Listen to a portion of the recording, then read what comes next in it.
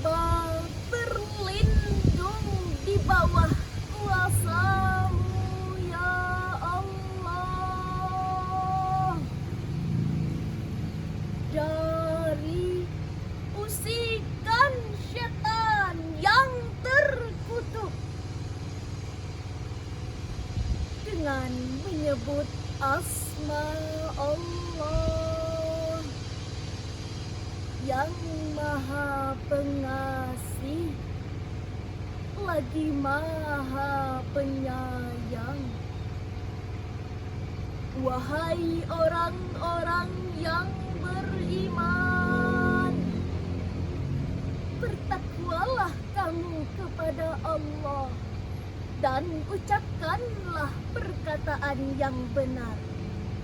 Niscaya Allah akan memperbaiki amal-amalmu dan mengampuni dosa-dosamu. Dan barang siapa yang menaati Allah dan Rasul-Nya, maka sungguh dia menang dengan kemenangan yang agung. Hadirin, dalam ayat ini Allah menyandingkan perintah wattaqullah dan qulu qawlan sadida. Ini bermakna bahwa orang yang bertakwa harus menjaga lidahnya dengan perkataan yang benar. Perkataan yang benar adalah perkataan yang mengandung kebaikan. Ini jugalah yang ditegaskan oleh Syekh Fakhruddin Ar-Razi dalam tafsirnya Mafatihul Ghaib juz 25 halaman 186. Perbuatan harus baik dan perkataan harus benar. Lalu, bagaimana perkataan yang benar itu, hadirin? Perkataan yang benar adalah perkataan yang tidak mengandung kepalsuan dan penyimpangan. Ucapan dan tindakan harus sejalan, tidak berbohong dan tidak manipulasi. Hadirin, apa yang terjadi di era media sosial saat ini? Etika berkomunikasi telah semakin jauh dari perilaku sehari-hari. Banyak yang tidak peduli sampai membahayakan diri sendiri. Munculnya update status berlebihan, selfie, upload foto pribadi dengan segala macam ekspresi tanpa proteksi privasi. Hadirin yang berbahagia, media sosial juga mulai berubah fungsi. Bukan hanya tempat komunikasi, tetapi tempat meluapkan emosi, cyberbullying, cyber hate, dan cyber hoax. Hoax tampil layaknya fakta, dikemas sedemikian rupa sehingga pembaca percaya dan terpedaya, lalu disebarkan ke jagat maya sehingga muncullah ketakutan, bahkan hancurlah kehormatan si korban. Pantaslah Profesor Dr. Komarudin Hidayat, mantan Rektor UIN Jakarta, sebagai Duta Anti Hoax Indonesia, mengatakan, berita hoax sangat mengerikan. Ia membuat kegelisahan, menebar rasa benci dan ketakutan, bahkan bisa membunuh karakter karena berisi manipulasi dan kecurangan.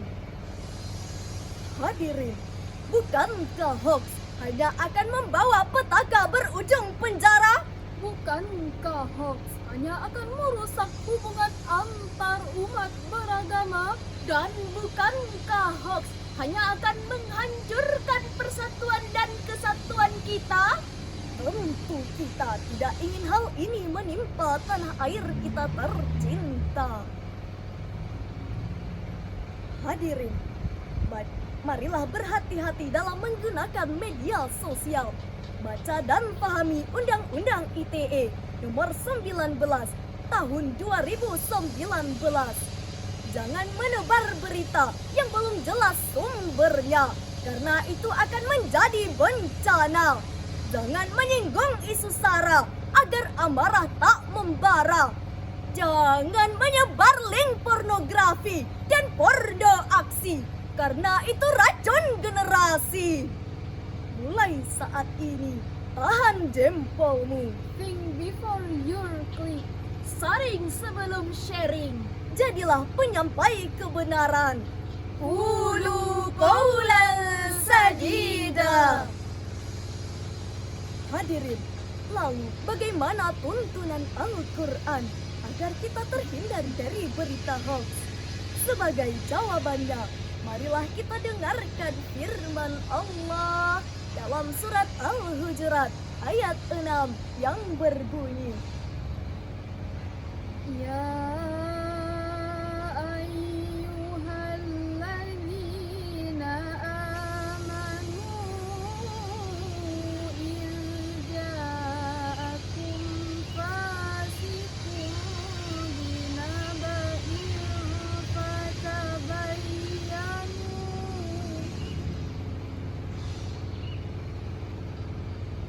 fatabayyanu an tusibu qauman bijahalatin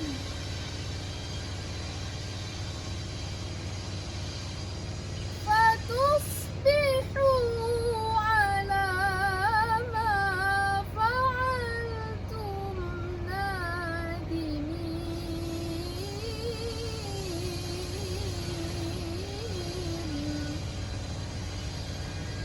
Fatusbihu ala ma fa'altum nadimin.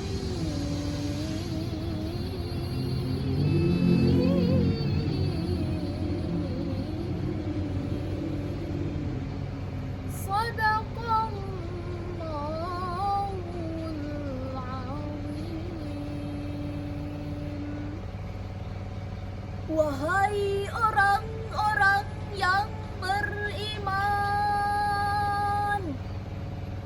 jika datang kepadamu orang fasik membawa suatu berita, maka periksalah dengan teliti agar kamu tidak menimpakan suatu musibah terhadap suatu kaum tanpa mengetahui keadaannya, yang menyebabkan kamu menyesal atas perbuatanmu itu. Maha benar Allah dengan segala firman-Nya, dan Dialah yang Maha Agung. Hadirin, jangan sampai kita menyakiti hati orang lain karena kesalahan kita dalam menerima berita. Jangan sampai kita merugikan orang lain karena kecerobohan kita. Dan jangan sampai kita menghancurkan bangsa ini karena kebodohan kita. Sesungguhnya kita akan menyesal. Hadirin, sebagai kesimpulan yang pertama, etika berkomunikasi telah diatur di dalam Undang-Undang ITE. Namun belum sepenuhnya rakyat Indonesia menjalankannya. Yang kedua, kita sebagai rakyat Indonesia, mari saling menjaga, saling mengingatkan sesama. Tunjukkan etika jika eksis di media. Yang ketiga, waspadalah terhadap berita hoax apapun tampilannya. Karena kita cinta Indonesia, kita cinta Pancasila. Bawa sana berita hoaxmu, ujaran kebencianmu. Kami cinta kedamaian, kami tak dapat dipecah belah. Demikianlah yang dapat kami sampaikan. Salah dan janggal kami mohon maaf. Wabillahi taufik wal hidayah. Assalamualaikum warahmatullahi